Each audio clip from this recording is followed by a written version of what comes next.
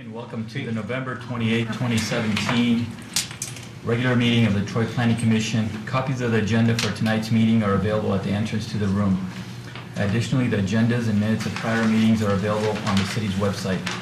The meeting will be conducted in accordance with the agenda as presented or amended by the Planning Commission.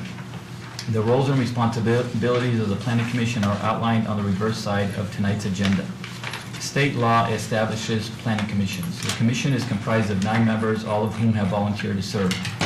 Members are appointed by the mayor and confirmed by city council. The other individuals seated at the table this evening are representatives of the city's planning department, the city attorney's office, and the city's planning consultant, Carlisle Wortman and Associates. If you wish to address the planning commission, please come forward when recognized and provide your name and address on a sign-on sheet. Please begin your remarks by stating your name for the benefit of the commissioners. All remarks are to be addressed to the Planning Commission, not to anyone else in the room. At this time, I ask that all cell phones, tablets, or any other devices that might disrupt this meeting, please either be placed in silent mode or be turned off. The roll call, Ms. Sarnicki, please. Mr. Abhidian? Here. Ms. Cruz? Here. Mr. Edmonds? Here. Mr. Faison? Mr. Hudson? Here. Mr. Krant? Here. Ms. Koopa? Here. Mr. Zanzika? Here. Mr. Tagle? Ms. Howe? Here. Quorum present. Item number 2 on the agenda is approval of the agenda. Can I get a motion to approve the agenda, please? Ms. Koopa, second. Mr. Edmonds. Roll call, Ms. Sarnicki, please. Ms. Cruz? Yes. Mr. Edmonds? Yes. Mr. Hudson? Yes. Mr. Krant? Yes. Ms. Koopa? Yes. Mr. Zanzika? Yes. Mr. Abhidian? Yes. Item number 3 on the agenda is approval of the minutes for the November 14, 2017 meeting. Can I get a motion to approve the minutes? I'll make a motion. Mr. Krant. Krant, and seconded by Mr. Hudson. Roll call, Ms. Sarnicki, please. Mr. Edmonds? Yes. Mr. Hudson? Yes. Mr. Krant? Yes. Ms. Koopa? Yes. Mr. Zanzika? Yes. Mr. Abhidian? Yes. Ms. Cruz? Abstain. Item number 4 on the agenda is public comment for items not on the agenda tonight. Is there anyone in the audience that wishes to speak on an item that is not on the agenda tonight? Seeing none, we move to item number 5 on the agenda, Zoning Board of Appeals report, the ZBA report. Ms. Cooper. It's really short because we didn't have a meeting in November. So stay tuned for the December meeting. Okay. Then we move to item number 6, Downtown Development Authority report, the DDA report. Another short one because there was no meeting. No meeting. Item number 7, Planning and Zoning report. Planning and zoning report, so a couple things. We discussed Seasons 52 and Yard House at the last Planning Commission meeting, and a representative of the 2 restaurants, the Darden Restaurant Group, has contacted us. He wants to talk with us the next couple of days. My feeling, my guess is that he wants to get back in front of you as soon as possible, address those changes in the way we go. 2 items that the Planning Commission has considered recently that have moved on to the City Council. IHOP will be in front of City Council for a public hearing December 18th for conditional rezoning approval, and the Davis Site Condominium will be in front of City Council January 8th for consideration for the cluster development. That's it. Okay, thank you. Item 8th of January. Item number 8 on the agenda, special use and preliminary site plan review. Public hearing, special use and preliminary site plan review, file number SU JPLN 2017-0021, proposed St. Petka Serbian Orthodox Church Fellowship Hall, north side of Waddles, west of John R., 1755 East Waddles, Section 14, currently zoned R1C, one family residential district. Mr. Carlo. Yes. Thank you. Thank you and good evening to the Planning Commission. First item up for consideration tonight is a proposed building addition to the existing St. Petka Church located at 1755 Waddles Road. The applicant is seeking preliminary site plan approval and special use to construct a 12,800 square foot multi-purpose freestanding building at their site. As you can see by this graphic, the proposed location of the freestanding building is located within an existing grassy area on the existing site. In conversations with the applicant, we did ask why they were not able to do an addition to the existing building instead of doing a freestanding building, and they noted that it would cause significant site reconfiguration. In addition, they had the altar is located in this with some windows, and they did not want to block the altar by putting the addition right next to the proposed altar. The addition itself, or the new building itself, does not cause any site reconfiguration, does not affect the parking configuration, does not affect access or any other changes to the site. Simply, they're putting the building literally right in the middle of what's the existing grass area. We do know that the nearest residential is approximately 500 feet to the south and approximately 700 feet to the west. You'll note that the Athens High School is located to the north, with the athletic fields and parking lots located to the west of the building. The applicant has noted that they will propose to use the building for social events after services as well as Sunday school. In addition, they do propose to have nightly classes in it and do hold special events such as wedding. We have asked the applicant to provide more information to the Planning Commission about special events, particularly on evenings and weekends, and how that may impact adjacent properties. So the applicant is here tonight to address some of those questions. We do note that the applicant has provided floor plans and elevations. The elevations are intended to match the existing building on site, as well as the materials that will comply with the materials of the existing building. The site meets all R1C zoning requirements, and the applicant currently has 248 parking spaces and will not be affected or altered as a result of this building addition. We do note that they have provided additional landscaping to bring the site into more compliance with the underlying landscape requirements, and the only additional site lighting is that of building fixtures, and that those do comply with the zoning code requirements. As set forth in section 9.02, we did review the special use standards for this application. There are 7 of them. We do find that provided the applicant can provide information to the Planning Commission in regards to mitigation of impact on adjacent properties, that this application does meet all special use standards. In conclusion, we are recommending preliminary site plan approval as well as special use approval for this application. Thank you. Thank you, Mr. Carlisle. Any questions from commissioners for Mr. Carlisle?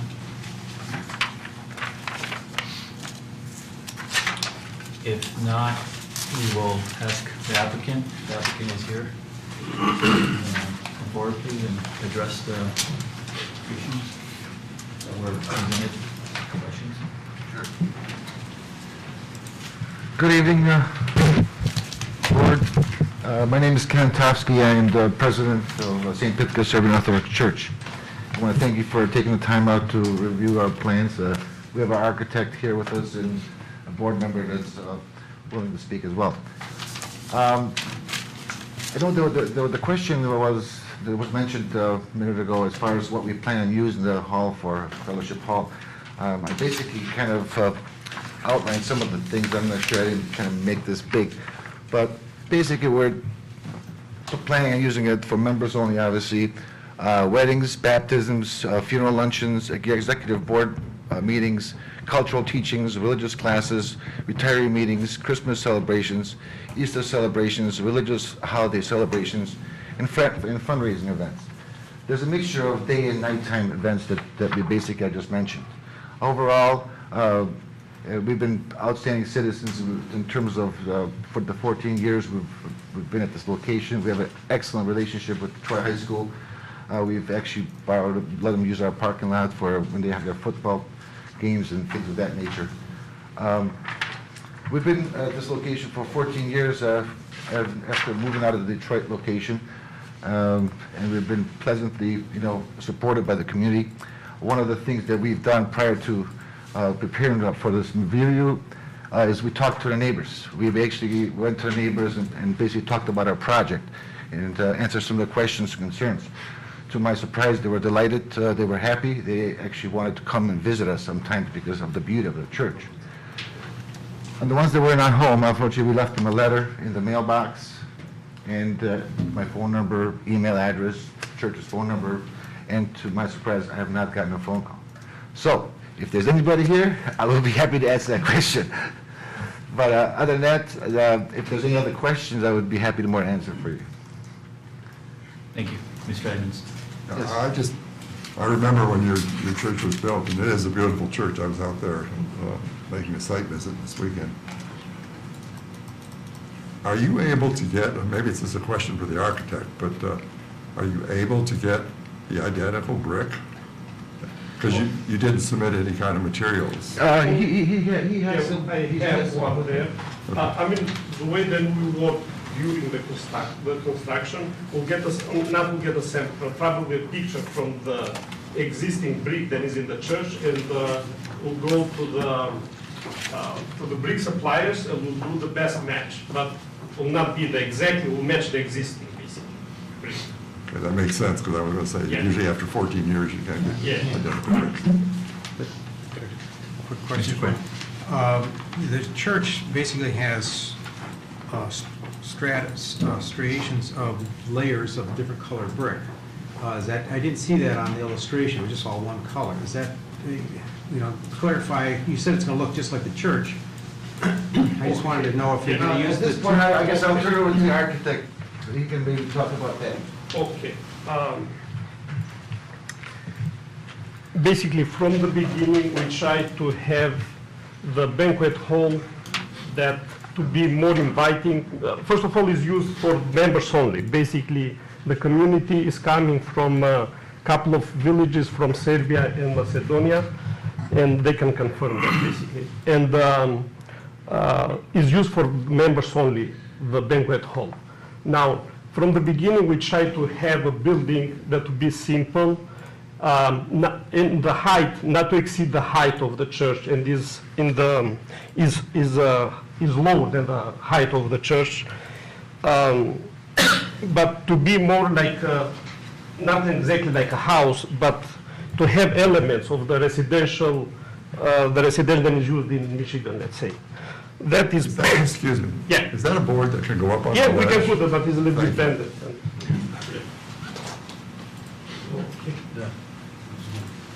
Thank you.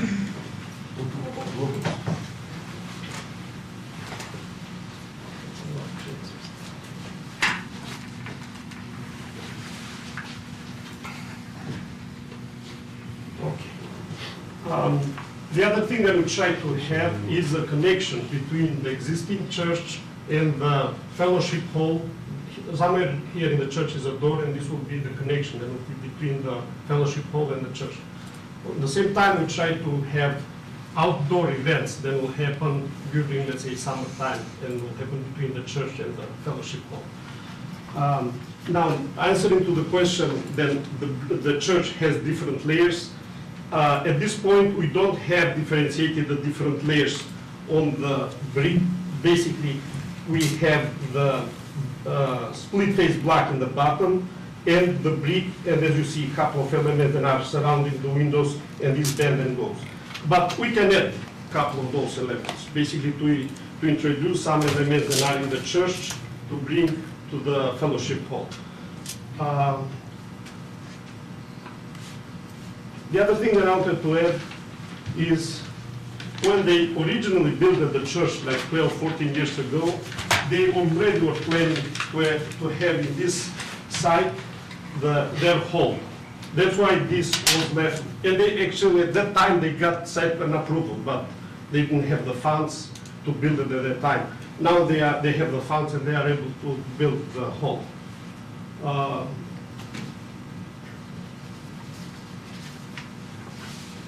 Materials, also, we are not trying to build with cheap materials, is split face block, brick, glass. Even in the front, we try to have the drop-off area with a standing seam roofing. That's pretty much this. Then like Ben said, that we're not changing anything, any lighting in the parking lot because that was built at that time. Has the parking lot lighting, the landscaping is there, just adding some landscaping around the banquet hall, the lighting, the same thing, some around the wall mounted on the banquet hall only. Well, Any again, question? yeah, the question is still left unanswered. The statement originally made, I think it was by your president of yours, that architecturally it's going to look similar, but they're two different, completely different types of architecture and completely different types of architectural treatment. Not to say that it's got to be a match. It's up to you, we're not. But I'm just saying, if you really want it to look like part of the church, carry on something, some architectural elements, some kind of architectural forms. You've got some, I mean, the church is just absolutely beautifully Yeah, done it is. traditionally. Yeah. It's a traditional look, it looks like a church. I'm just suggesting what you've got here is a very typical one-story appearance type ranch house, big size house. It doesn't even look like it belongs with a church. I'm not saying it's not necessarily, it's a negative, but it would be nice if it did have some relationship architecturally to the church. I don't see it at all, and it's just because the president brought it up that, you know, it's going to look similar to the church. It doesn't. It's just entirely different. Yeah, no, it's not similar with the church. No, if I said that I misspoke, that was not the intent. Obviously, you know, we don't have a really good rendering of the church, but if you look at the church, it's kind of, well, you have... I've got a picture of it, Okay. sure. So if you look at the domes, it's not your typical church that's, you know, like a Catholic church where they have a, you know, a typical roof, such as our hall, okay?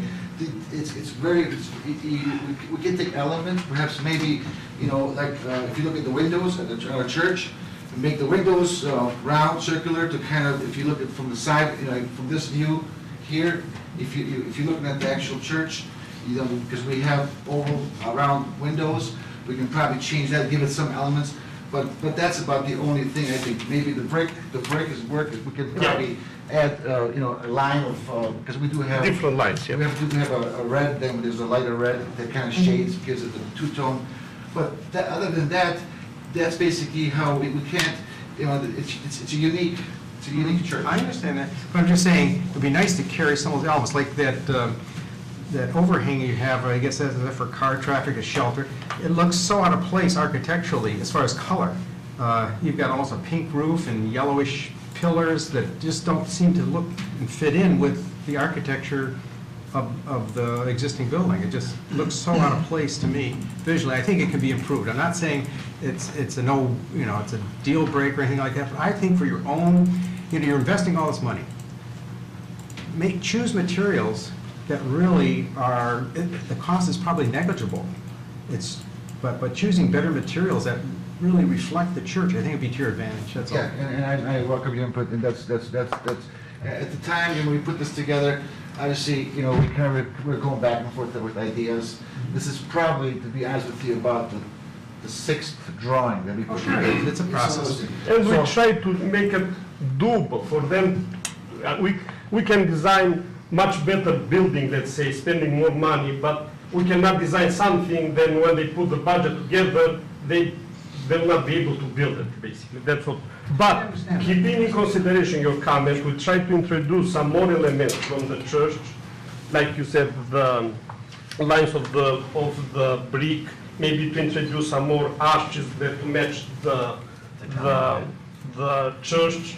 That is easy to fix, basically. Even the column, the piers that we have here in the front, even this one, maybe we do the same elements than we have in the, I mean, I don't have a picture here of the church, so I'm supposed to have one. Maybe we imitate those lines here. We'll try to take care of those comments. Just suggestions, I think, it make an Yeah. improvement. But also, I don't It's want gonna be there to for be... what, 50, 100 years? Yes, Do it once, do it right. yes. But also, we didn't want it to be exactly like Oh, it the doesn't same. have to be. Bring some elements to be different. To be honest with you, what we're thinking more, that this is their house, that's the church, basically, to have two different buildings also. Bring some elements, I agree, I totally agree with that. Thank you. Any other questions?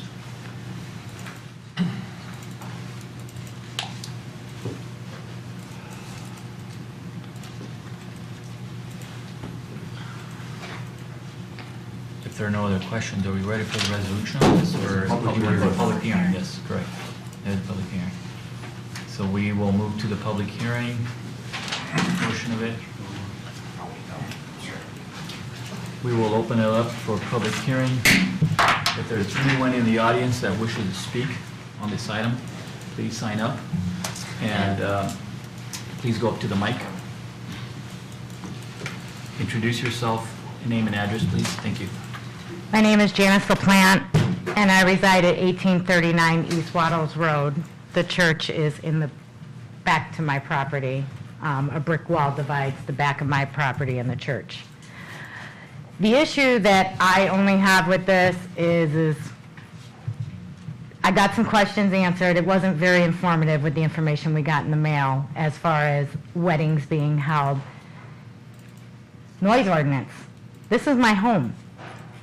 I have a child that still resides at home that goes to school Monday through Friday. Are we going to be dealing with 1, 2 o'clock in the morning, alcohol-induced people walking out from a celebration, making loud noises? We're already dealing with them allowing Athens to use the parking lot. We have squealing tires all hours of the night with the kids after events. I mean, that's a concern for us. I mean, I want my daughter to succeed in college as well. She needs to get a rest. We own a business. We've been in the city of Troy for a long time. I'd like to get my rest. Is there going to be a time cutoff for this hall? That we're not going to be woken up all hours of the night. That's our concern. Thank you. Anyone else wishes to speak?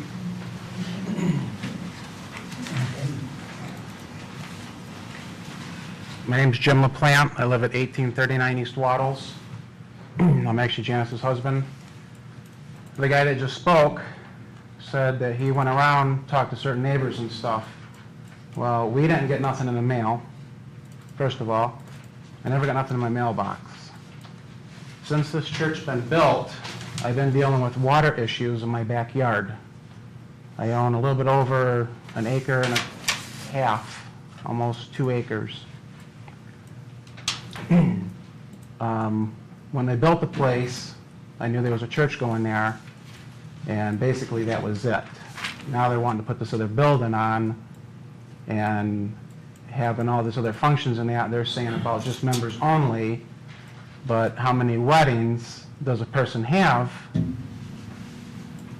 You know, there was a couple other things that he said too, and I'm trying to remember what they were now so I can address it, but you know, I just don't think this is a good idea because we have many other halls around, or whatever this is going to be, that people can go to and have their weddings and whatever else.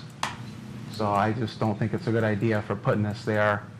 I know I just talked to my one neighbor tonight. He didn't get nothing. He never got a letter in his mailbox either.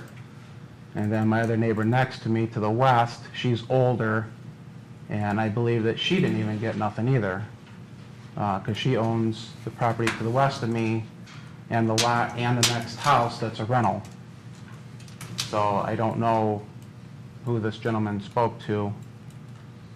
You know, it had been somebody else around the neighborhood, but like I said, we're pretty much the only ones that are right on Waddles and that, and this is in my backyard. Thank you. Can we ask a question? Can we just hold off? Let's get Well, I'm just everybody. curious about when you noticed the water coming off. Okay. Sorry, Yeah, that's okay. We'll discuss that toward the end after we close the public hearing, some of the issues on the property. Thank you. Thank you.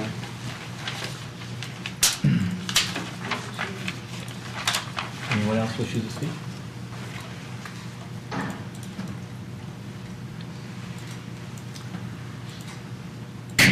We will close the public hearing.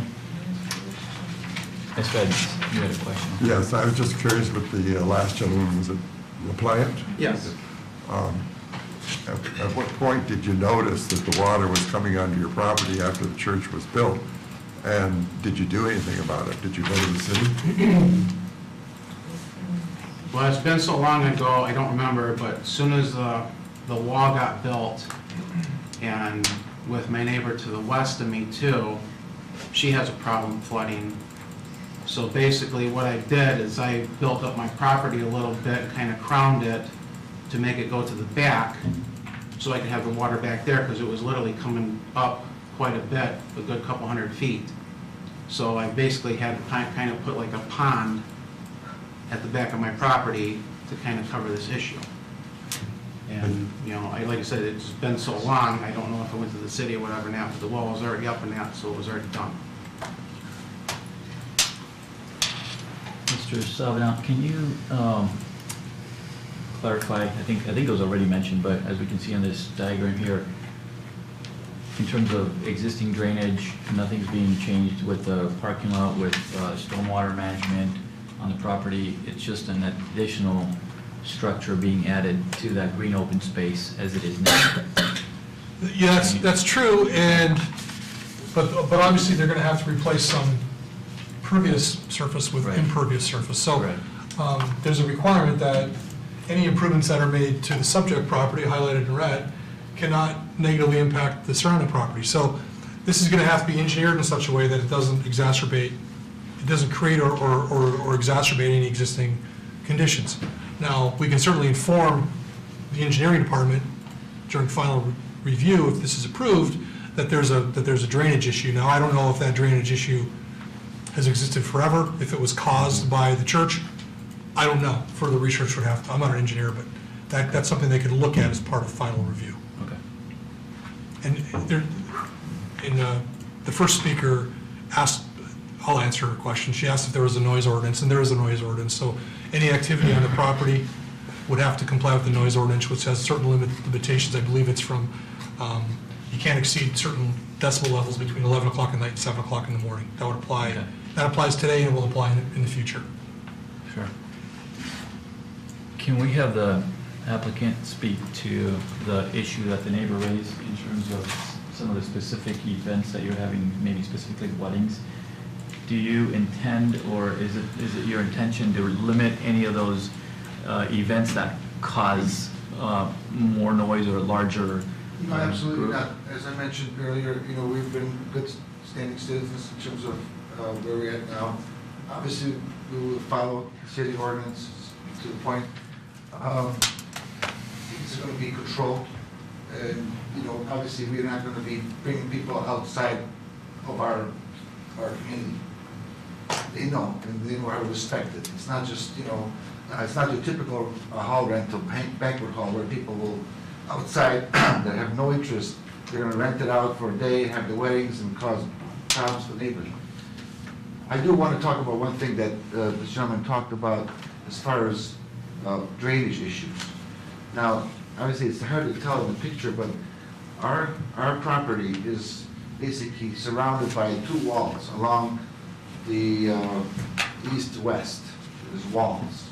I'm not sure where his house is at, but it's very difficult. If any water, we have drains in the parking lot there, so I'm not quite sure. It's basically, if there's water that's basically leaving our property and going into his property, but with the wall, basically, it runs the length of the property on both sides, along Troy Athens High School and along the residential homes that are there.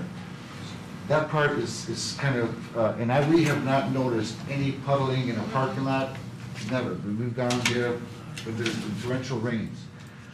If there was something, we would definitely take care of it. Obviously, we don't want our property to be a pool. So that part is, I guess I'm not quite clear in it. I do welcome him to point it out to me if I'm there. I'm there every Sunday. He can come to the church and perhaps show me when we get one of those days, and we can work it out. And I'm all for it. We definitely don't want to cause any problems for none of the neighbors. We've had one picnic at one time back there. It was we had some music. We got a permit, and it was fine. And then we realized that it was an outdoor type of event, so we moved it to the suburbs out, and we've got a picnic ground for that event. But as far as noise issues concerned, when we have our festivities like the weddings and engagement parties and things like that, it will be controlled, and we will definitely follow city ordinances and make sure. And the reason being, obviously, because the people that will use that are one of us, the community, part of the community, not somebody outside just to kind of take care of an event. Thank you. Thank you. Sir, I can show you guys. So we close the public hearing. If you would like to speak again on this issue, you will get another chance. At the end of the meeting, we'll have another opportunity for comments on that. Mr. Chairman? Yes. I have got the contact information of the church. If you contact me at the planning department, I can provide it to you. Any other comments, questions for the applicant on this? Or are we ready for a resolution? Just one quick comment, if I may. Yes, Mr. Grant. Is that just to the west of the church property, is that a parking lot? Yes. Yes. And This location is yes, correct, yes. that's what I thought. So if that was placed in, that's probably the school's property, I take it. School property, Okay, yes. so if was that added? I'm just wondering, if this person was experiencing this flooding, was there any reason that all that impervious material was there? Who knows? I'm just saying, at some point when there is a heavy rain, that neighbor should maybe contact the, would it be Paul Evans? What department would handle a flooding situation? Engineering. Engineering. Then maybe you should contact engineering at that point. So then they can identify where the water's flowing from. Right. Because there's a lot of things, I'm just saying, there's a lot of different things happening in that area. And, you know, to pin it on the church at this point is maybe not right.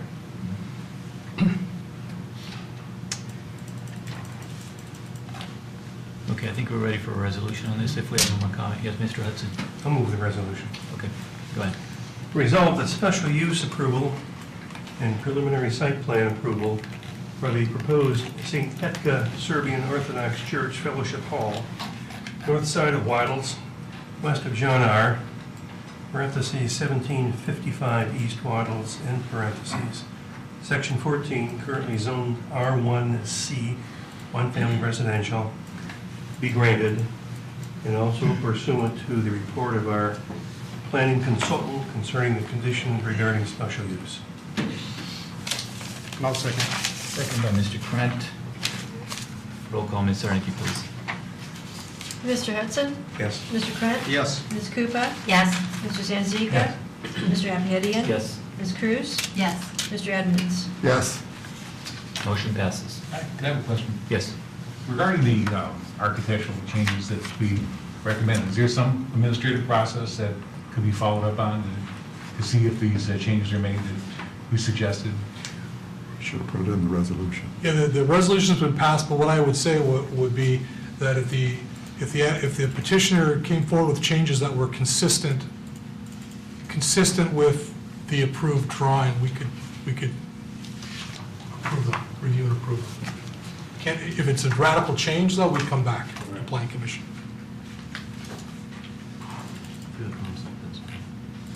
Pardon me? Yeah, it would be completed prior to final site plan approval.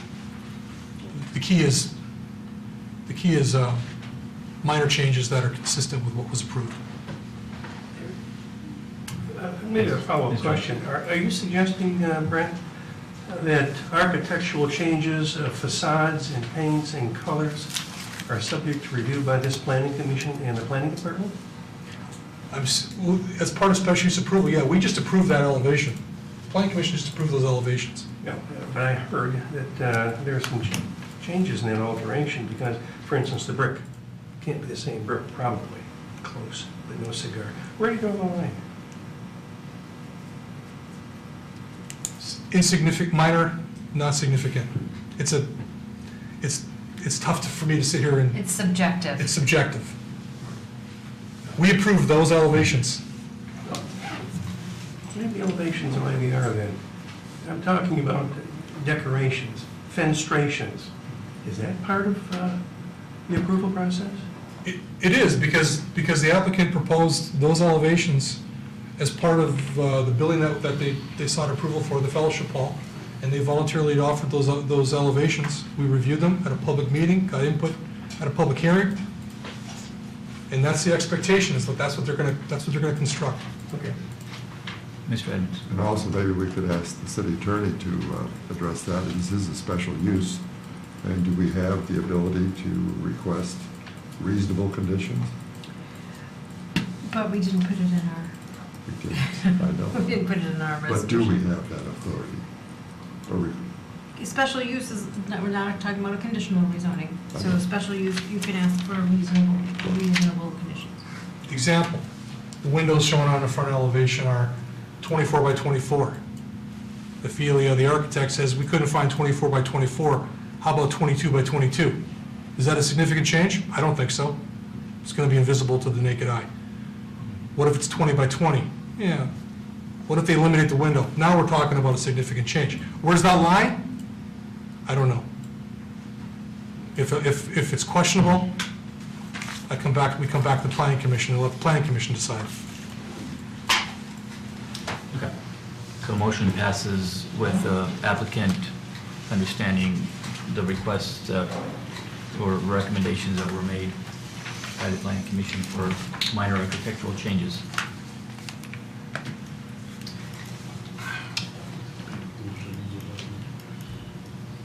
Item number 9 on the agenda, preliminary site plan review, file number SCJPLN 2017-0011. Proposed Metal Arc site condominium, 5 units / lots, north side of Square Lake, west of Evanswood, parcel 88-20-01-451-037, section 1, currently zoned R1D, one family residential district. Mr. Carlisle. Mr. Appleton, I'm going to give 2 minutes to let the room clear out a little bit from... Thank you. Thank you very much.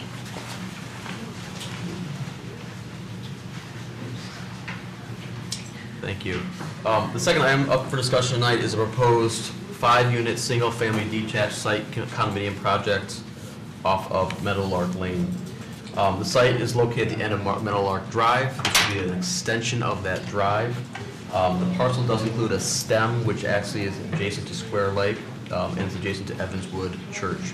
We know that that stem will be split off and then combined with the church parcel if this project is approved. The site does include regulated wetlands as well as significant tree covers, as well as location of the floodplain. The wetland location is on the southern border of the parcel that's going to be split, as well as in part of the stem. The applicant has noted that they, and has proven with a wetland survey, that they are not going to be impacting that wetland, they will be staying out of the wetland. However, we do know that they will be slightly locating one of the buildings that's going to be located within the floodplain. Engineering has reviewed it and has approved it, conditioned that they raise the foundation to above the floodplain level. So that is something that engineering will review as part of the engineering approval.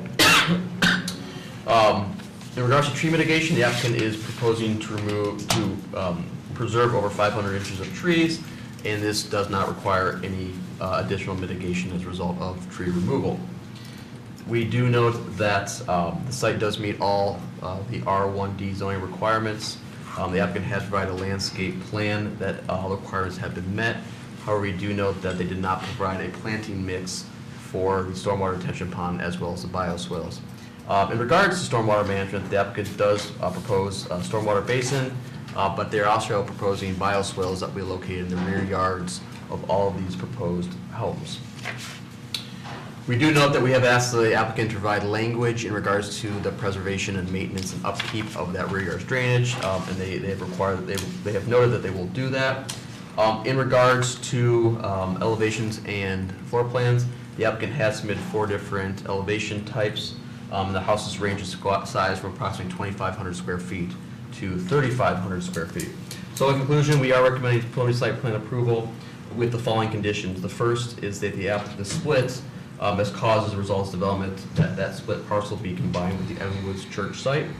The applicant provide the necessary language to ensure the rear yard drainage will be maintained and preserved moving forward. The applicant provide a planting mix for the stormwater retention pond in the basin. The applicant provide access to said detention pond, and the applicant obtained the MDEQ permit for work in the floodplain. Thank you, Mr. Sona. I just want to shine a little bit of light on this stem here, because Mr. Evans was asking me about it before the meeting. So really quick history. The church owned all this property, and for whatever reason, my guess is they want to generate some revenue. They wanted to sell this off. Well, we're talking about a lot split. The lots in Troy, the assessing department grants lot splits. But in order to grant a lot split, you have to meet all the requirements of the Land Division Act, including you have to have access.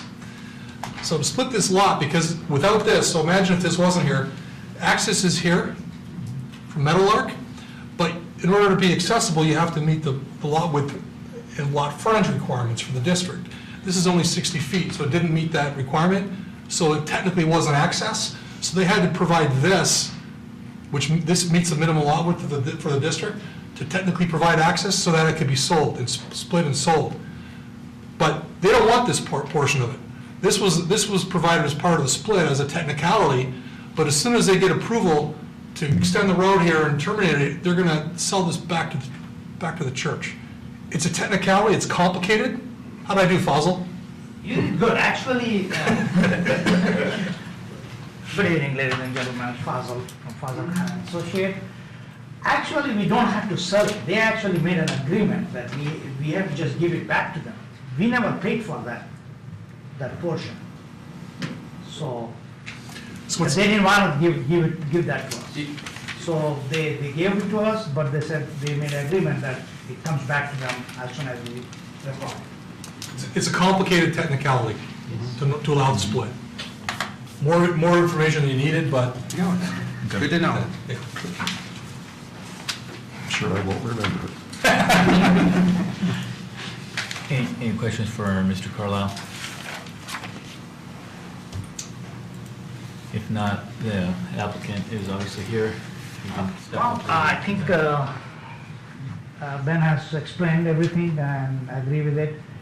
We try to save as many trees and as many natural features as possible. We could have gotten 6 lots by eliminating some wetlands and floodplain, but we decided to leave it alone.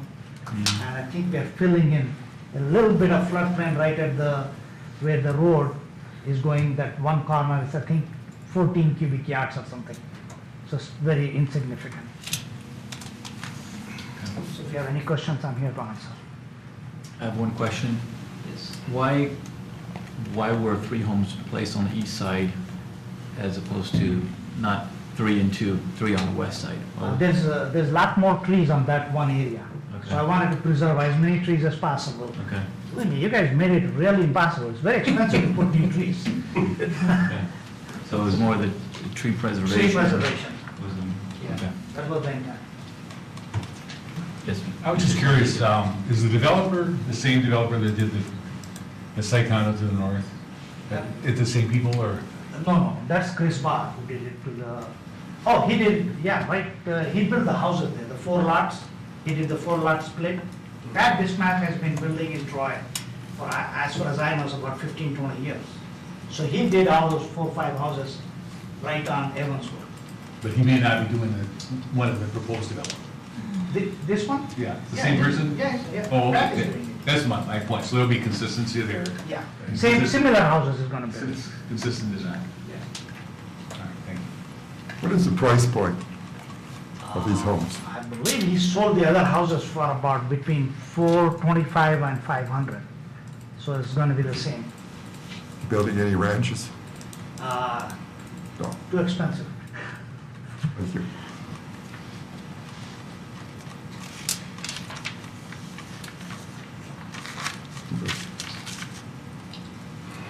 Mr. Senzi. Just one other, I'm really pleased that they're using bioswales in the backyard. That's very, Because it that's has, BMPs and you have a little more latitude as far as removing trees and, right, and it has a bigger depth, so I said, let's use that 20 feet extra to.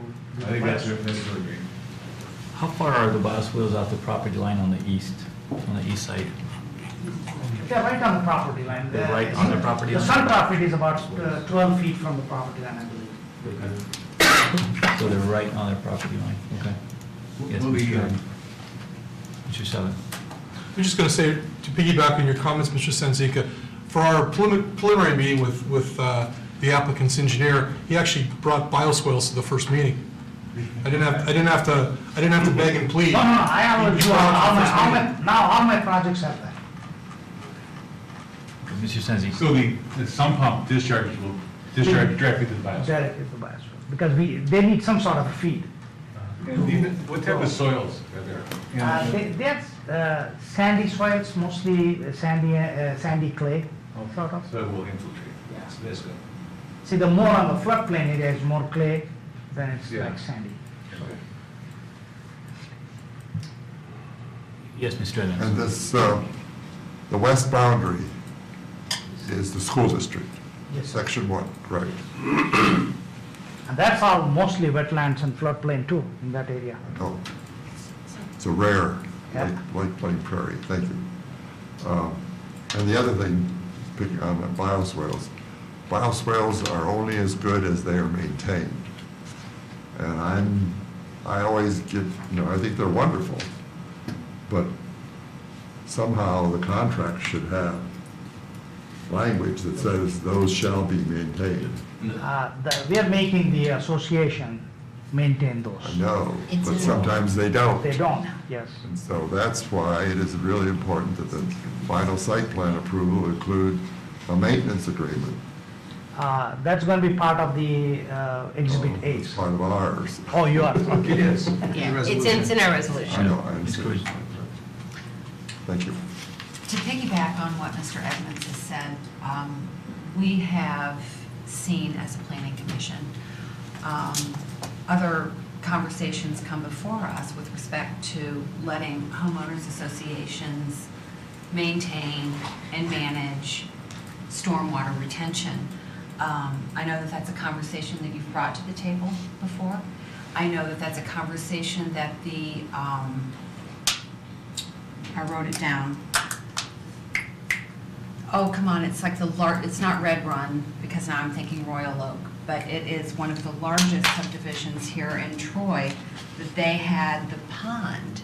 Raintree? Raintree. Yes, yes. Raintree. We just happen to have the president of the association sitting right here. Yes, we've met before, hello. Raintree had the sort of issue with their detention pond or retention pond and not having the city maintain that and being left to the homeowners association. So, this is an example of something that, I mean, I understand it's by right, but it's also coming with some hair on it. And I think that we need to address the hair before it proceeds. I mean, having something as important as stormwater detention being left to a homeowners association, that doesn't work for me. I mean, I'm a president of a homeowners association. I sit on the planning commission. I'm an attorney at law. I am ill-equipped to manage stormwater detention for my homeowners association, and that's just a fact. Mr. So, Sullivan. so we deal with bioretention a lot with the Stormwater Development Committee. Mr. Hudson, Mr. Evans, and myself sit on that committee. And we always, ad nauseam, every meeting, we talk about 3 things have to happen for bioretention. It has to be designed properly, constructed properly, maintained properly.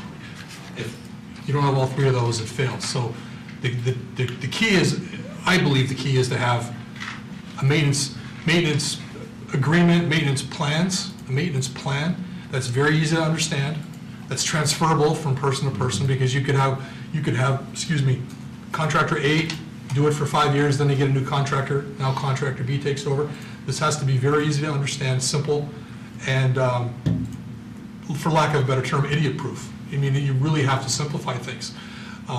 Maintenance is something we worry about, not only for bioswales and bioretention, private roads. Same thing. I'm giving you an amen. Construct, maintain, because a private road, from the moment you cut the ribbon and a one car drives on it, it starts to depreciate. As a road commission employee, you know that. It's not a question of if the road is going to fail, it's when the road's going to fail. So maintenance is a huge issue, and the associations have to take this responsibility seriously, not only in terms of the management plans, but also putting away money to make improvements to the bioretention and the roads. 100%. I think what we're all missing though, and I don't know if we can do it, is to have a little fail-safe provision in these maintenance agreements saying if certain conditions are not met according to that agreement, and the homeowners association has failed to address that the city can come in, remediate it, and then put a lien on the homeowners association like you do with water being furnished by the city. I like that. Yes, I agree. I like that. I mean, that's the easy way. I put some That's teeth in it. Yeah, deep to it. Just to clarify, The detention itself is being provided separately for this particular site. The bioswales are just an additional I gave as a part of this. So it's not actually, it's not required for the detention itself because I'm expanding the existing detention pond to accommodate the detention itself.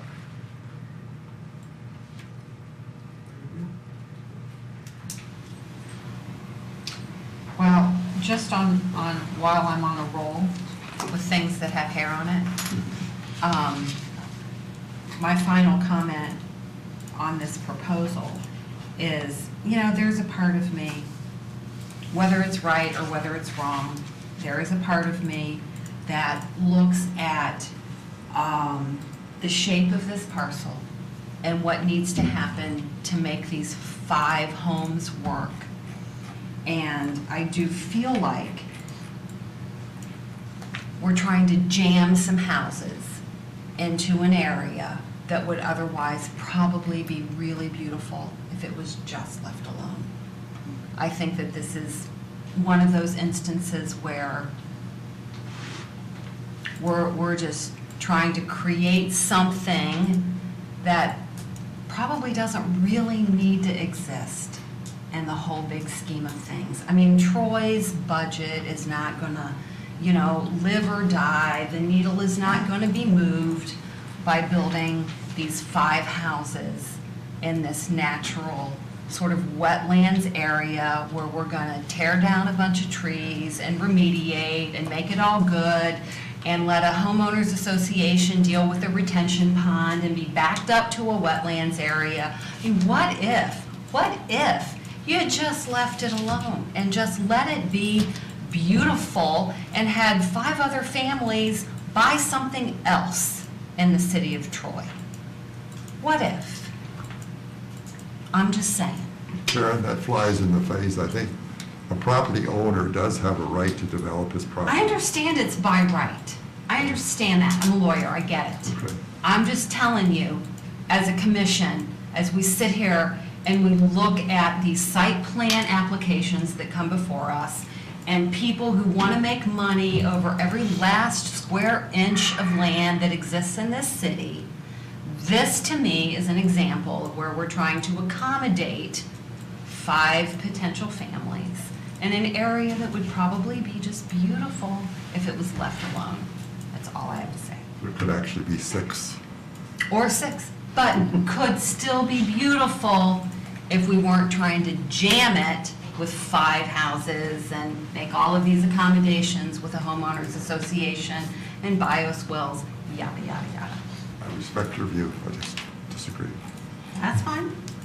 Mr. Senzi. I'm just curious, the maintenance of the detention basin, would that be part of the maintenance agreement? This detention basin, the large one, would be the city, would be responsible for that. Okay, that'll be operated by the city. Yes. That's good, thank you. And that detention pond will Serve. adequately serve that whole land for detaining water. So these extra bioswales are just icing on the cake. Yeah, that's a non-technical way of saying it, yeah. So the rain event hits, the water is going to end up here. Okay. And this is going to be the detention basin, but this is going to help to clarify it and slow it down and cool it a little bit, but really this is the, Like the first ½ inch of rain is not going to even get to the detention pond. It will just soak into those bioswales. And really, more importantly, it's going to protect the school district property from runoff, too. Exactly. Thank you. Yes, Mr. Hudson. Can I offer an observation to council? Yes, sir. Minnehachi is putting up a subdivision at the corner of Long Lake and Beach. This used to be the old Heber property. And I was pleasantly surprised 2 weeks ago driving by, he had just finished the detention pond. He had planted it with trees and shrubs. Yes. It's a wonderful idea. Have you ever considered maybe doing that for this retention pond? Not that I know. No, I did not even consider it. Think about it. I mean, a lot of places are doing that, like where we have the room. And this is an existing detention pond. I'm just cutting more to. Oh, it's an existing one. Yeah, it's Oh, relatively I small. misunderstood. It's relatively small. I mean, you can pass it and won't even notice. he's expanding it a little bit to accommodate the volume. Right. Back to the bioswales on the east side, in terms of maintenance, how, what's the plan to actually maintain the bioswale without encroaching on the property to the east if it's right on the property line? The way the bioswales are designed, the maintenance itself is, the first 3 years, they have to make sure the invasive species doesn't grow. So they have to use some chemical to do that. And then once the, natural, what do you call, the Michigan species come up there, then they propagate themselves. You really don't need any maintenance on it. It has a perforated pipe underneath it, which will take the water to the detention pond, and whatever soaks in, and then rest goes there, and the flower plants just regrow every year.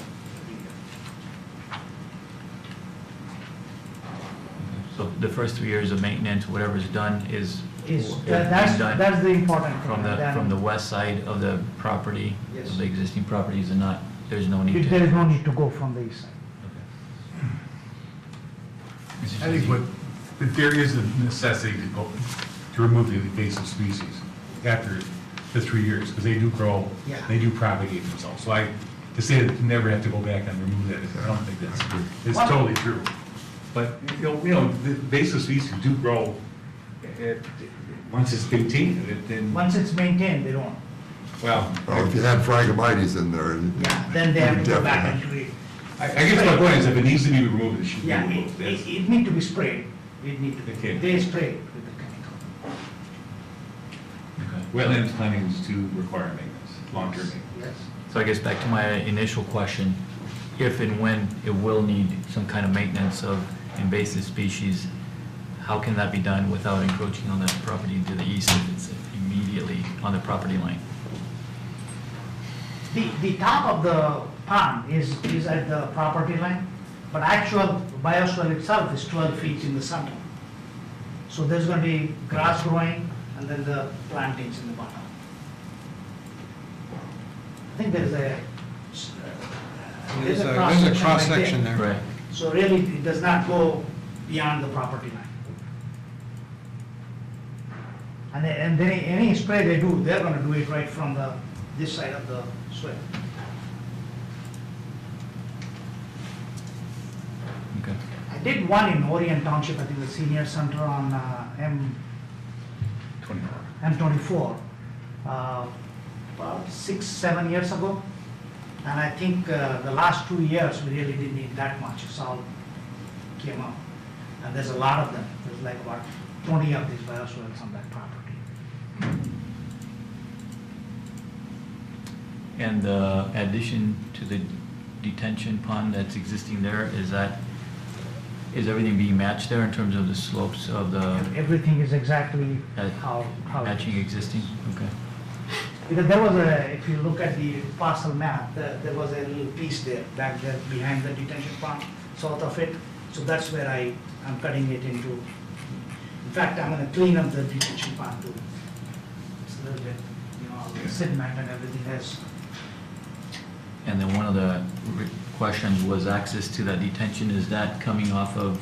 The main road, yeah. The main road there? Okay, so that will be the main access point for maintenance. I think there's a driveway right there.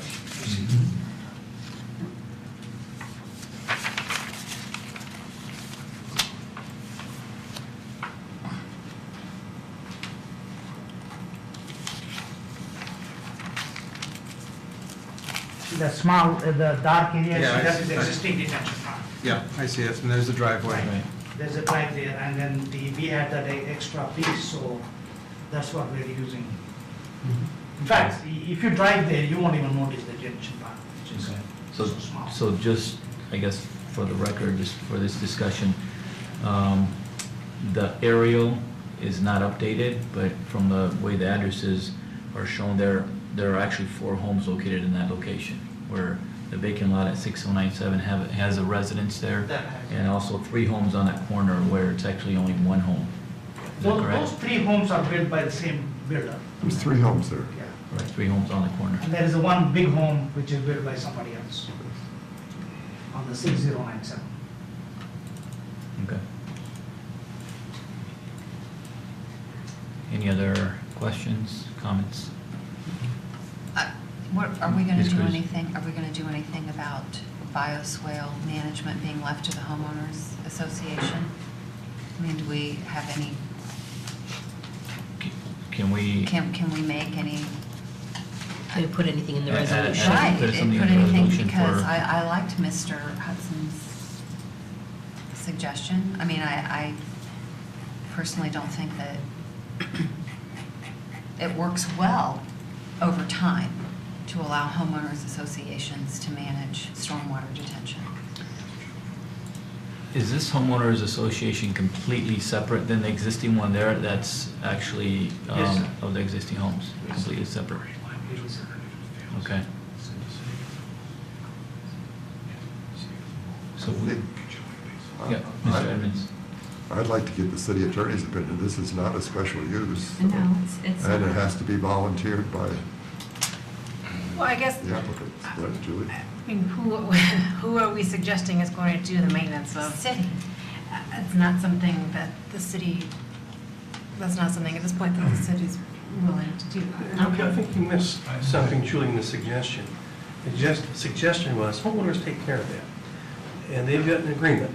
And if they don't maintain that after a period of time, the suggestion, the fail-safe be that the city would have permission to come in and remediate that, and the cost of that remediation be placed as a lien on the homes of those in the homeowners association who breached their agreement. Well, that needs to be put in whatever homeowners association. I'm not sure I'm in a position to recommend that we bind the city to that. What if, because I think it's a good suggestion, but, I think it's important that this type of an approach, whether it's this or something else, I mean, we're going to have a lot of bioretention areas, a lot of private roads, a lot of other improvements that we're going to be relying on homeowners associations to maintain in the future. So what if we brought this forward and internally to discuss this and, because I think it's more than is just going to, it's going to apply more than to just this 5 unit. Right, it's a site condominium. policy change that Policy that we're change. not at this table equipped to deal with. But we could certainly,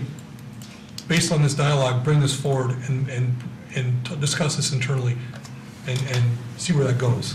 Because I don't want to, my feeling is not to hamstring this development and kind of like we cut our teeth on this, but this is a very important issue moving forward.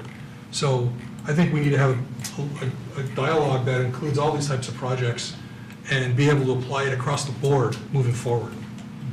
And would something like that go to the city council for approval, maybe? Potentially. Yes, I think that'd be wise. Yeah, Mr. Senzi. But the point is, the same issues arise for the road drainage. Those are private drains. And if they're not maintained, the city should be able to come back in and do the work and place a lien on the property. If there's flooding or any issues with, if there's settlements due to the poor construction of the catch basins, that should be part of the condition of the site condominium. I understand that, but as a layperson, how easy is it for me to file suit or take action to get that fixed? I think it would be up to the citizen to make a complaint to the city. Well, sure. And then that city would take action on. But in the real world, would the city take it? I mean, I'm fuzzy, remember, I'm an estate planning and probate attorney. So I'm fuzzy on, how you sue a city or a government for something that you want from them. And what I remember from law school is the bar is really high, and it's not easy to get a city or government or the police or whatever to change their policy or to change what it is that they do for the citizens. There are a lot of drains, even in subdivisions, that aren't being maintained by the road commission. And it's up to the association to do that. I guess that's a point that hasn't been addressed for a long time. I think it's well taken that we do address it. I would agree that this is important, and I will move this forward. But just remember, we want to see more cluster-type developments. We've got 2 applications tonight, neither are clusters, but they're both extending streets in existing neighborhoods, so probably not the appropriate properties for clusters. But what we're going to find for cluster development is they're all going to have 40-foot private road easements. Why? Because you get more setback, more density, you can preserve more open space. It's just part of allowing for clusters, allowing for private roads. What else do we want to see? Best management practices, bioswales, bioretention. So these are two things we're only going to see more of in the future, and we're encouraging more of these. So I think we need to get, this is a dialogue that we will have internally, and we'll come back with an update you where we are, see what we can do with that. I want to add one thing. So we already have similar type of actions for, let's say, a tree encroaching into the right-of-way or to traffic. We also have it for if your lawn grows more than, I believe, 8 inches high, city comes in, mows it down. So we already have these. Charge. Yeah, and they charge the property. So we already have those mechanisms. It's just that it's not being applied to flooding or bioswales and roads, things. And we just should move all those elements into that same realm. Every time, just to piggyback, every time we get an application, we circulate it for internal review, and the DPW gets it, and every time he walks by me after he gets an application, more private roads, huh? What's going to happen when they fail? Well, HOA responsibility. So we need to look at this. Good. You being Kurt? Yes. Okay. Yes. Mr. Senzige. I see, my only point is like Plain County, I know, makes the developer have, prepare an easement with a maintenance schedule on the easement recorded with the property. And I know in West Bluefield, I've done site plans over there where they did require a maintenance schedule for these stormwater facilities, these BMPs. So something like that, I'm sure, would be appropriate if you don't have that already. I would think of this, the condominium documents, that it'd be appropriate to include, 100%. So I guess in terms of Ms. Cruz's Chairman, can I? thought, yes, go ahead. In other communities, as a part of the condo docs, we are incorporating something called a stormwater management agreement with the city or the township. And I have that. I can email that to you, and we can easily incorporate for the bioswales. What does that do is it tells the homeowner association that you have to maintain this. If you don't maintain, city will come and spend the money, and then it will be divided among the homeowners. That's basically they're agreeing to when they buy the house. And we have done that in other communities. So I'll email it to you, see if that works. Okay. And also, I want to, aside from this project, I'm just an engineer on this project. If you're encouraging bioswales and other BMPs, we don't want to make it so difficult for the developer. As an engineer, it's very difficult for me to advocate for this. Most developers don't want to touch it. They just rather put a pipe and a catch basin and go on. And I have to really convince them, no, this is a good thing, you got it. So we have to be very careful as to what we're asking.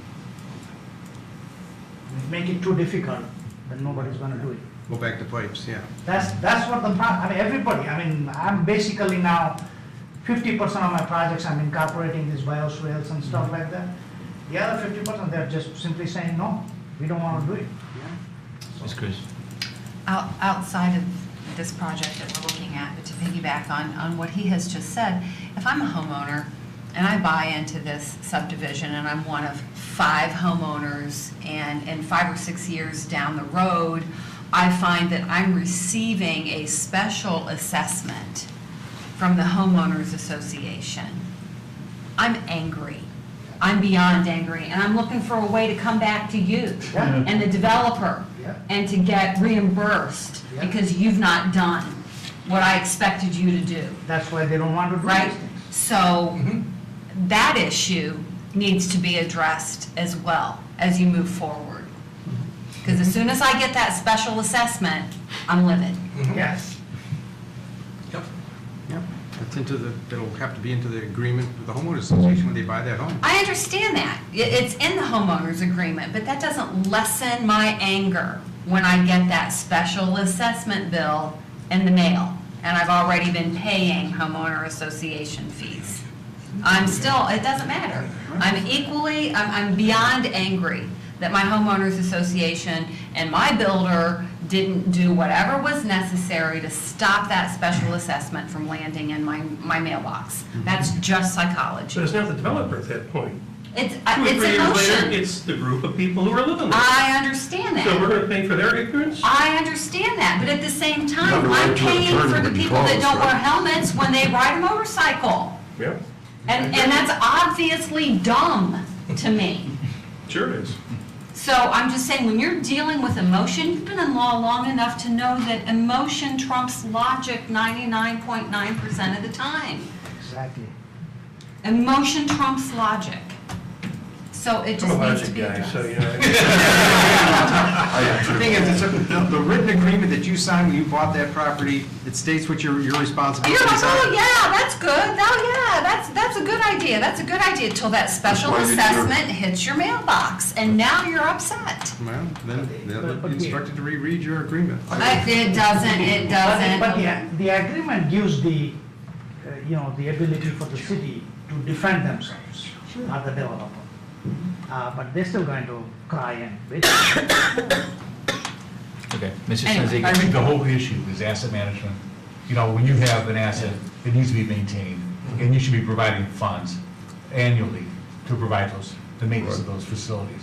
And that's one thing that has been forgotten over and over again, and all our facilities now are degenerating as a result of that, and there's no money to repair them. And most homeowners associations that I can testify by my own particular one, they don't put money away for that type of thing. Exactly. Now, we don't have private roads. We have, city roads. But if I were in a private road subdivision, You'd be surprised how many of your rear yard drains in your subdivision are not in the public right away, that are Right. to be maintained by the association. right, And that's why one of the issues over, the Water Resources Commissioner's office is trying to develop a stormwater utility to Good. cover those things that aren't in the roads and in public right of way. So it's a big problem, and all our infrastructure, the roads, sewer, and water drains are failing because they just don't have the money to maintain them. Any other questions for the applicant at this point? You know, I have to be straight a little bit from what Yeah. puzzles you. sorry about that. Yeah. But thank you. Thank you. Okay. You were a former commissioner, so you. Yes. Thank you. I'll move the resolution if there's no other comment. Sure. No, any other comments? If not, Okay. then Mr. Krant will move the resolution. Resolved that preliminary site condominium approval pursuant to Article 8 and Section 10.02 of the zoning ordinance as requested for Meadowhawk site condominium, 5-unit lots, north side of Square Lake Road, west of Evanswood, parcel 88-20-01-451-037, Section 1, currently zoned R-1D, one-family residential district, be granted subject to the following: combined split stem with Evanswood Church of God parcel, provide access to the detention basin, provide necessary language to ensure that rear yard bioswale system will remain private and maintained by homeowners association, provide planting mix for the stormwater detention pond and bioswale, obtain MDQ permit for work in the floodplain. Can I get a second for that? Mr. Senzika. Roll call, Ms. Zarnicki, please. Mr. Hudson? Yes. Mr. Krant? Yes. Ms. Koopa? Yes. Mr. Zanzika? Mr. Appidian? Yes. Ms. Cruz? Yes. Mr. Edmonds? Yes. Motion passes. Thank you. Thank you, ladies and gentlemen. Item number 10 on the agenda, preliminary site plan review, file number SCJPLN 2017-0025, proposed Oak Forest number 3 site condominium, 12 units/lots south of Square Lake, west of John R. 1750 Abbott's Ford, section 11, currently zoned R1C, one family residential district. Mr. Carlisle.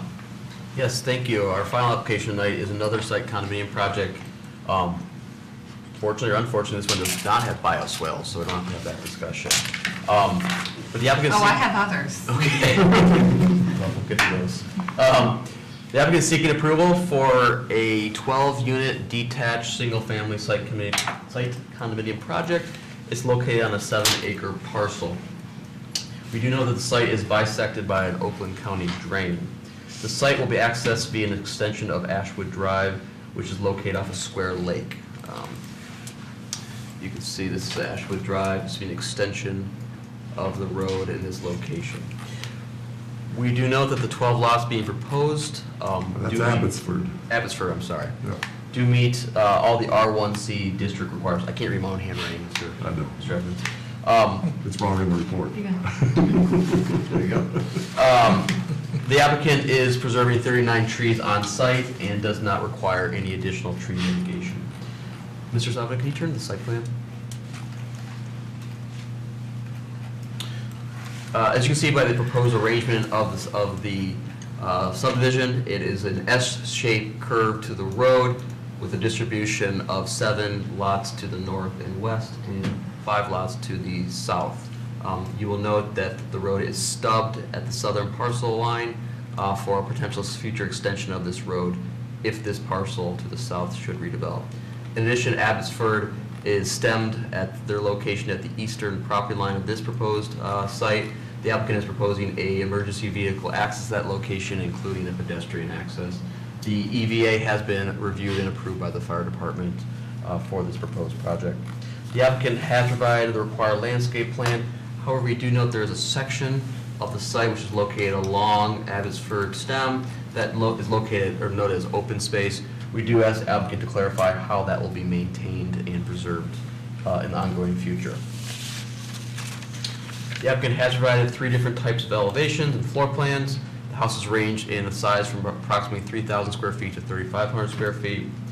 In conclusion, we are recommending preliminary site plan approval with the following conditions: that the applicant provide a means to maintain that open space in the future, and the applicant provide access to stormwater detention pond 3, which is located in this approximate location. Thank you. Mr. Carlisle, any questions for Mr. Cole? Yeah, I do. Yes, Mr. Hudson. Maybe it's a language thing, but then you had in your proposed resolution, provide a means to maintain the open space. That's kind of fuzzy. Are we talking about language in an agreement maintaining the open space? And if we do, what kind of maintenance requirements, if any, are there going to be on this open space? I think it's a similar discussion that we had with the bioswales. It should be maintained by the homeowners association. And maintenance, I'd leave up to the applicant in terms of how he wants to maintain it, but at a minimum, it should be mowed and cleared. Yeah, I guess with the bioswale, it's a little different. We've got plants and invasive species, but in open space, grass, maybe a tree there, I don't know, maybe just leave it. Yeah. I defer to the applicant in terms of what his vision for that open space is. Let's find out. Yeah. Any other questions, Ms. Cruz? Okay, so my question is, as I read this report, are we creating another Tucker Street EVA situation with what we described as a stub street and then an emergency vehicle access area that the fire department has approved? I mean, I don't want another Tucker Street. The quick answer is no. So, this comes down like this one of these. We just received an application for a site condominium. We haven't reviewed yet, but we've got it. It's gonna go like this, out to here. So, and we bring forward the applications as we get them, so we didn't want to wait on this and wait for the other one, because there could be issues, and we tie this one to that one, and that's not right. So What if the other one doesn't get approved? It doesn't get approved.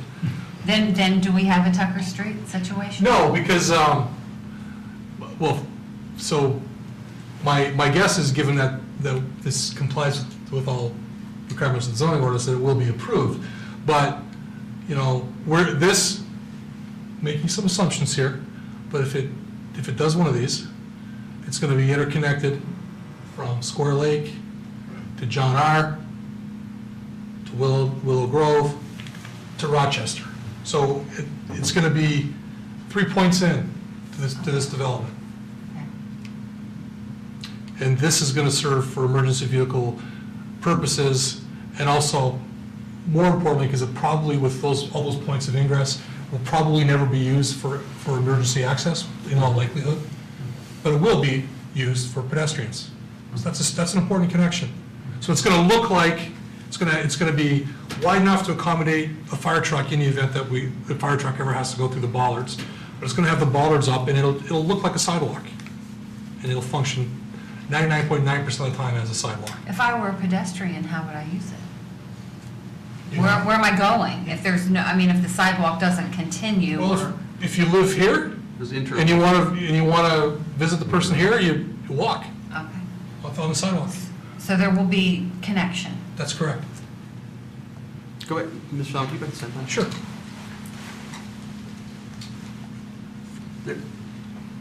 Ashford Okay. Connects, there are sidewalks along this, going all the way up, as well as when the future, as Mr. Savant noted, when this is connected, there'll be future sidewalks along this development all the way to the west. And where, is that, does that say Abbotsford? Where Abbotsford connects to your S Drive, and we're proposing to put the EVA. Right, in this location. At what point do those homeowners go in our public hearing? But I bought this house thinking that, you know, this was always going to be wooded and beautiful, and now you want to open up my street, right? You're not So, opposed. so it's, you're talking about keeping it stubbed for EVA purposes only. Yeah, just- And pedestrian purposes Yeah. only, but never making it an access street? Or a Correct. car could, So just to describe an EVA, so emergency vehicle access, it's going to be wide enough to support the width of a fire truck or fire apparatus. It's going to be constructed to hold the weight of the apparatus, but it's going to have at least one bollard, like a right. post But at I each think you end. understand after Tucker Oh, yeah. what my concern is. So here's the alternative is, no connection whatsoever of any kind, full road and sidewalk connection, or an EVA. Well, I can guarantee you the residents don't want a full road connection, because that means cut through traffic. But what the fire department was willing to live with, an EVA, which in the event of an emergency would allow for access, but in the meantime would function most of the time for But pedestrians. isn't the city's position that we would rather have full access over an E EVA? In a perfect world, but as I showed you before, all the points of ingress, there's already 3. So if there was only one, Only if the other parcel gets moved, right? but still there's 2. So that you could come in from up here or from over here. So there's two ways in to this, two ways to this point here. Mr. Evans? So will the Abbotsford entrance that's currently exists be closed? There's no connection right now. It ends in Woods. It ends in those woods. Stubbs. It's Stubbs. Abbotsford, this location, Mr. Evans, is stubbed. Going, just open Oh, access okay, to the east, okay, it's stubbed okay, that's now. right. Farther over to John R., or farther over is John R., okay. Yes. 'Cause I was just gonna say, I drove down that street to look at this. Okay, thank you. Mr. Savant, can you scroll over to that one image that shows the aerial of the entire site all the way to Willow Grove with the, yeah, right there, that one. I had a question on this, just clarification now that this parcel is getting developed. That section right there, the paved subdivision that's Here. split right there.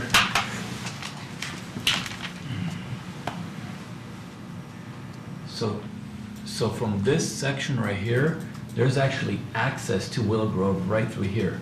There's full access. What is being proposed right across there now that this is, I mean, it's private property now, but is this being completely closed off? What is actually happening with that section of Willow Grove? Because right now, it's completely open to drive public access. I drove that a couple weeks ago just to look at it. I don't believe there's any plans for Willow Grove. It's open and gravel from the end of that pavement all the way up. Right, it's open, but it's open right now. Right now. That's correct. Right now, you can Yes, cross. So it's a what? public street. Okay, so right now, is that being dedicated as right away to the city right now, or what's happening with that? The boundary, what he's The saying is the boundaries. boundary looks like. The applicant can answer that. Okay, He's waving his hand over there. okay. Thank you. My name's Gary Epithera. Lived in the city for 30 years, and this is a development I'm bringing forward to you. To answer your question is, Willow Grove is still a city 60-foot wide street. That property stops at the right of way. So the red line looks like it goes across Willow Grove. It doesn't. It's just the GIS. Willow Grove will always be open. There's nothing that we're doing to stop anything on Willow Grove. To answer your question about the EVA, 12-foot wide. I walked up and down, talked to the people that live on Abbotsford. They're happy that the roads aren't connecting. They like their private dead-end street. They like that even EVA where they can walk through it to get to wherever they want to go. It'll be a paved area. We have another one in the city on the end of Troywood, same way, EVA, that takes you from the end of Troywood all the way into Hidden Forest. It's about 130 feet wide, 12-foot wide, and has a Ballards in it also. They're common areas. So it's not like a Tucker where you have street 28-foot wide against 28-foot wide with barricade in it. This is not like that at all. To answer your other question about the open space, that'll be maintained by the homeowners. It's going to be, the trees are being saved and the grass will grow there. It'll be part of their association fees to take care of that open space, and if they want to do anything with the retention ponds.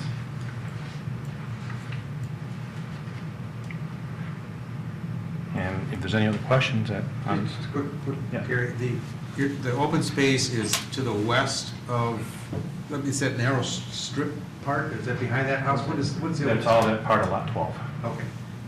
All right, All so the way to it's Willow. not that Lot 12 doesn't get a huge backyard for their own use, it's public, it's No, community? it's for Lot 12's whole backyard. Oh, that is their whole backyard, okay, so we're, okay. The open space we're talking about, Mr. Friend, is in this little strip. Oh, that little Right there. tile, okay. Yeah, Jeez. That's the open space? that's the Yep. open space. It's Well, I guess I'm not really concerned at all. I was thinking, yeah, the backyard was the open 20 space. feet It's smaller than the 5 feet. backyard. I assure you, Mr. Hudson, we'll get phone calls if it's not maintained. Yes. Please do that. Okay. So somebody gets a really big backyard. So Which then will what probably is be with that developed stem in the piece? future. What is with the stem piece? What happens to that? This piece, Yeah, part of Lot 12. it's just part of Lot 12. Mhm. So are we saying then the homeowner owns the stem piece? correct. Really? Lot 12. Never heard of that. Why is that a good thing? It's a big lot. One real deep backyard. Yeah. Wow, I don't know, there's something, sure there's not a backstory here? Well, it could be in the future to be something developed. Right. But right now, going to Lot 12's backyard. And if I wanted to go buy Lot 12 from you Mhm. and own that stem piece, once I'm the homeowner, right? I can do whatever I want with it. What would you want to do with it? Because the Well, I don't know. Homeowners Maybe I really Association- want to make my neighbors The angry. homeowners association. Or, I mean, that's- I don't know, but Well, I think The Mr. bylaws Cruz, stop that. we didn't want to leave this as open space because it would be impossible for anyone else to use it Use except it. for those of Lot 12. Yeah. There'd be no access to There'd be it. no access. So the intention was to add it as part of Lot 12, so it's just a bigger lot for that person, whoever buys it, to use and maintain. But according to this drawing, I understood it to be part of Willow Grove at the very back, at this piece right here. It's just the It's not part GIS. of Willow. It's attached, it's adjacent to Willow Grove. Yeah, you That's could build a Willow house Grove. there. Okay, but it stops, okay. Yep, it it's, stops this is along. lot, this little box will be Lot 12. I will tell you that, in my opinion, the difference between the shape of this parcel that we're asking to develop and the shape of the parcel for Bismack, they're almost identical. I mean, given one little square area, we're looking at almost identical situations where, again, we're taking this little piece of remote land and jamming the houses in there because it's vacant and we can. That's a 7-acre parcel though. That's not a little piece, it's 7 acres. Oh, I understand that, but look at that in relation to all of the open land that surrounds it. You're taking a very little small slice of that pie and, Can you go back to the GIS? Because the only open space is to the south. Everything to the north is developed with 84 homes. The stuff to the south And is isn't there 10 a- acres, and then you hit Rain Tree Park. But Mr. Abathera, isn't there a proposed development for Oak Forest Phase 4? That's what Brent was just saying, do you mind if I show up there? This is gonna be Right. Oak Forest 4 here. This piece right here is owned by a gentleman named Joe. He's been there since '72, and all of these are all, no, and these are all open, all new subdivision built by lads, all the way through here into here. So, and this down here is all the parkland, goes all the way out to all the way up to Long Lake. So that will always be open there. It's parkland? Yes, it's, Private park. Oh, J.C. Park. Casey right, Park right, comes right. all the way back into here, all the way across here, and all the way out to Long Lake. Right. Well, it would be an awful thing to have land in the city that wasn't designated parkland and have that be vacant now, wouldn't it? Mr. Senzi? I'm just curious, could lot 12 be split? Is it a lot or a site condo? Just like Well, that. if approved, it would be part of the site condo. So could it be, could you could you split the lot? Could you sell the West Philly half of the lot? So You have to run the road if the there. condo docs would, if the condo documents would permit it, he could incorporate it as part of another site condominium, but it would come before the planning commission for review and approval. Well, there's a road that goes north and south on the west side, isn't there?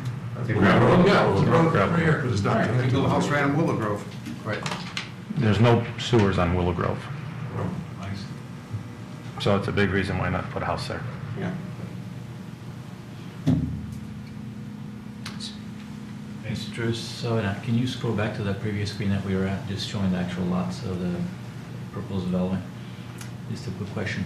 So the way it's being proposed now, it's actually providing that stub there for fire access, right? Is there any possibility that once the new Phase 4 gets put in, that that could be removed? Or is that, does that have My- to permanently stay there? So crystal balling it is, this gets approved, and then in the very near future, this section, this Oak Forest 4 that comes out here gets approved, this never even gets built. Okay, so that just, He has to show that at this point to prove that if this, you know, this, something happens, we never see an application here, there has to be an ability for emergency vehicles to turn around here. so even if this site gets a preliminary site plan approval, in the meantime, that might get changed for final, if it transitions into the new. The site. most significant thing that would happen is this paved area would never be constructed. It would be Okay. grass. Okay.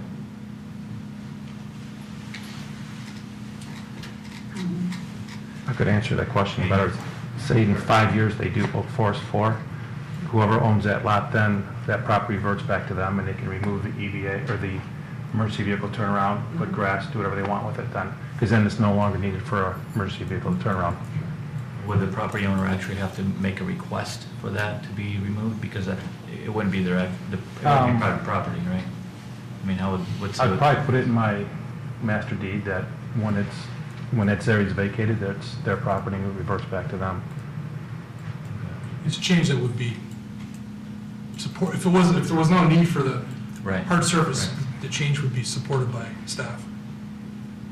Right, I mean, that was kind of my thought process there, that if Phase 4 comes online quickly, it might almost simultaneously be built, you know, in an ideal world or hypothetically. Okay, just any other questions, thoughts, comments? Mr. Edmonds? I had a question first.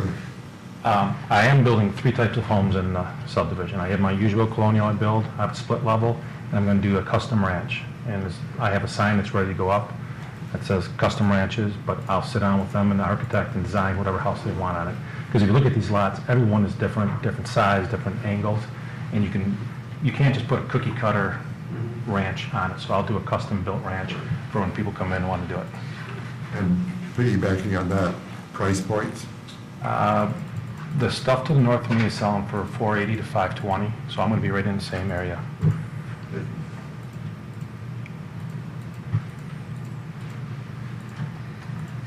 Okay. Any other questions, comments, or we're ready for a resolution on this? Mr. Edmonds? I'll read the resolution, please. Resolved that preliminary site condominium approval pursuant to Article 8 and Section 10.02 of the zoning ordinance as requested for Oak Forest Number 3 site condominium 12 units or lots south of Square Lake Road, west of John R., 1750 Abbotsford. Section 11, currently zoned R1C, one family residential district, be granted subject to the following. Number one, provide a means to maintain the open space once the site is developed. And number two, provide access to pond number 3. Can I get a second? Mr. Sanzika, moved by Mr. Edmonds, second by Mr. Sanzika. Roll call, Ms. Sarnicki, please. Mr. Krantz. Yes. Ms. Krupa. Yes. Mr. Zanzika. Yes. Mr. Apahedian. Yes. Ms. Cruz. Yes. Mr. Edmonds. Yes. Mr. Hudson. Yes. Motion passes. Thank you for your time. What's the anticipated build date? When it start in April, April. that'd be ideal. You know, depends on how the engineer works, but they're extremely busy. Right. Thank you, Mr. Editor. Thank you. Item number 11 on the agenda tonight, 2018 Plan Commission meeting dates. Mr. Sala. Oh, yeah, I didn't.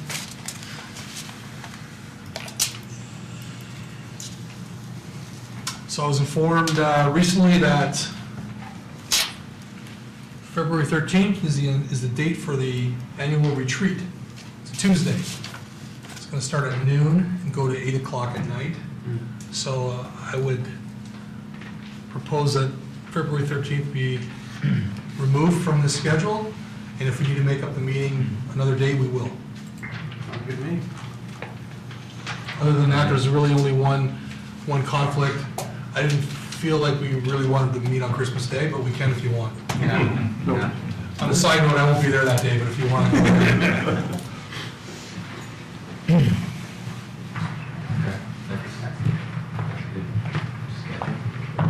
So if someone moves to approve this, it would be striking February 13th. Okay. Can I get a motion to approve the schedule for the meetings for next year? Striking out February 13th. Ms. Koopa. And we need a vote on this too, right? And a second by Mr. Sanzika. Roll call, Ms. Sarnicki. Ms. Koopa. Yes. Mr. Zanzika. Yes. Mr. Apahedian. Yes. Ms. Cruz. Yes. Mr. Edmonds. Yes. Mr. Hudson. Yes. Mr. Krantz. Yes. And I'll make information available to the Plan Commission as it becomes available to me. Okay, thank you. Mr. Edmonds. I was wondering, I can't remember, what are the bylaws called? When do we elect officers? Is that the first meeting in January? Yes. So I thought. Okay, thank you.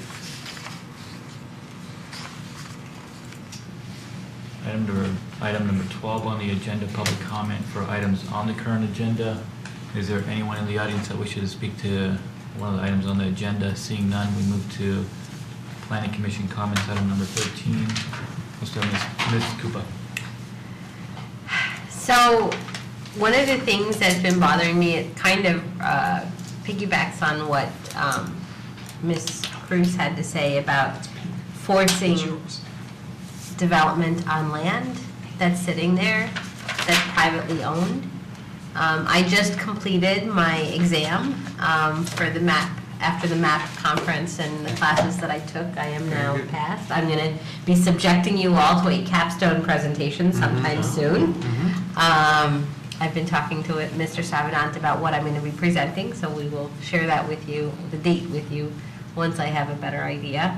But one of the things that struck me is that this is so related to what John Adams and Ben Franklin said about land and how land is there for public use, according to Ben Franklin, and it's for private use, according to John Adams. And so where do we draw that balance? So I would go back to reading the basics of what you took in your MAP class, if you did take it. And it's a struggle, and I think that's one of the challenges of being here at the table and saying yes and no, because I remember nearly 20 years ago when we were picking places where to live, why I picked Troy. It had great schools, it had great job opportunities, it had great parks, and it had good houses of worship, particularly the Bharatiya Temple for me. So those were the things that I looked at, and I understand that we want to keep our parkland and our undeveloped land. maybe we need to look, and I know I've said this before, maybe we need to look at what Rochester Hills has a green space commission. I think it's worth looking at, because other than the city buying up parcels of private land to keep green space from being developed, I don't know how, as a resident in the community, I can control what people do with their private land. And so it's just a thing to think about. It's a heavy responsibility to be at this table, so, just saying. Keeps me up at night sometimes. Mr. Grant? Nothing. Ms. Cruz?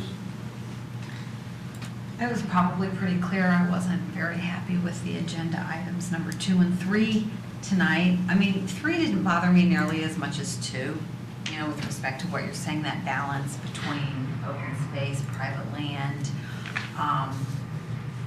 But, you know, again, it brings me back to I just think as a planning commission, as people, as residents of the city of Troy, as we have this vision of what we want our city to look like, I'm not sure it benefits us to just take every available parcel of land and build on it, even if it is private.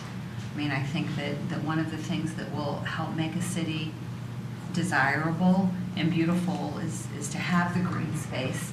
And it has to be more than just pots that are planted along the walkways, you know, close to major thoroughfares. So, yeah, tonight, I mean, generally, I see the value. Tonight, I struggled a little bit with items number 2 and 3, and in particular, number 2. But, you know, it's just this day. We'll see what happens in 2 weeks, right? Maybe I'll have a different opinion then. Don't know. But I do appreciate everyone's opinion and knowledge and what they bring to the table. It's a planning commission, and I think in the end, 99.9% of the time, we come to the right conclusion. Thank you. Mr. Stanzik? I just wanted to say that, fortunately, I was been traveling the last couple meetings. I have been unable to attend, but I do watch the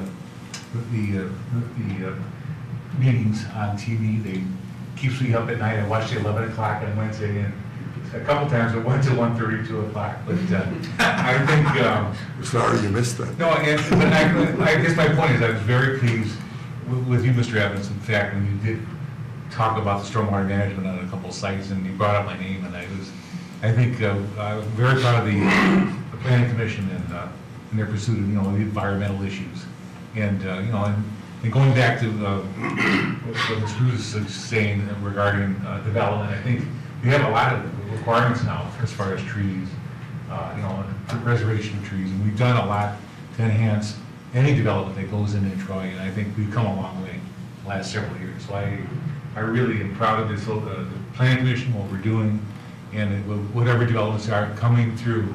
I think even with respect to the architecture and the facades of the buildings, I think we have a high standard, and I'm really proud of that. So other than that, I thank you again, and very proud to be a member of the planning commission. Thank you, Mr. Hudson. I read in the Somerset Gazette that council last week imposed a 180-day moratorium regarding signs in the city of Troy. They wanted to study it. And I'm going back 8 and 10 years. I remember in this planning commission, we always got tied up and wound up concerning what can be in a sign and where it can be. And we always got stymied with the First Amendment as to content in these signs. And I'm just second-guessing council. I think what they were doing, they were focusing not on content, which got us all on the ball, but the electronic signs with the vividness of the colors, the location, the timing of them. And I think if we ever get that issue before us from city council, it may never come here, but if it does, I think we've got to start thinking about that portion of signage and forget trying to say cars can't carry a sign in the residential area and that sort of thing. I think it's a dead end on that. Okay, thank you. Ms. Howe? I've been thinking about your comment about jamming property into open space since you brought it up. And from what I've observed, Planning Commission is very procedural, and just from what I'm thinking, the Planning Commission can't do anything about it. But just from like emails or public hearings that we've had, residents who come to the Planning Commission, they see Planning Commission approving developments, and who they're upset at are the Planning Commission, who are approving what they think is overdeveloped land. So I guess, I think, I understand where you're coming from. I agree what they're saying, and I was curious what you were talking about, Ms. Koopa, about the Green Space Commission, Rochester. What is that, and what do they do? All I know is that they have one. I don't know if they have gone and bought some of the privately owned land to create more green space. I know that when we did our, go ahead, Ben, you have more information. So the city actually passed a millage about 10 years ago, and they used that money, it basically was an open space, green space millage. They used that money to purchase private property for the purposes of preservation of open space and green space. There's a committee that goes through the process of selecting sites to go through, but there's also a very strict criteria in terms of what they're looking for. And they've also done a lot of pre-planning in terms of identifying areas which they think are worthy of preservation. So it's a big undertaking, obviously, and it actually is funded through a public millage that the city as a whole voted on. Which means more taxes, which is, right? That's where you have to draw the balance. We don't want people to bear the burden unless they want to. Right. Okay, thank you. Ms. Zarnicki? Thank you. Mr. Edmonds? Yes, a couple things. I do share a concern about the number of developments that are coming before us to have private roads. Because I have the same concern that homeowners associations don't put money away for future repair or maintenance of those. And so that's one issue that I would like to see us discuss, and what are our options for that? The second item I have is with regard to the officers that will be elected the first meeting in January. As you all know, one of the most difficult positions to be filled is the ZBA representative. And I know I may be getting up on a soapbox, but I think if you have not served on the ZBA, at some point, you should definitely arrange your schedule so you could serve on it. It's not just for people who don't have a daytime job. You know, it really is a responsibility of all and I know many of us have served on that. And you know, it's a one-year commitment. So I think that's usually the first position that we fill when we elect officers. So just keep that in mind. Thank you. Thank you. Ms. Dupree? I'm good, thank you. Mr. Carlisle? No comment. Mr. Solano? No comment. And I have no comment for tonight. We are adjourned. Thank you. Yeah.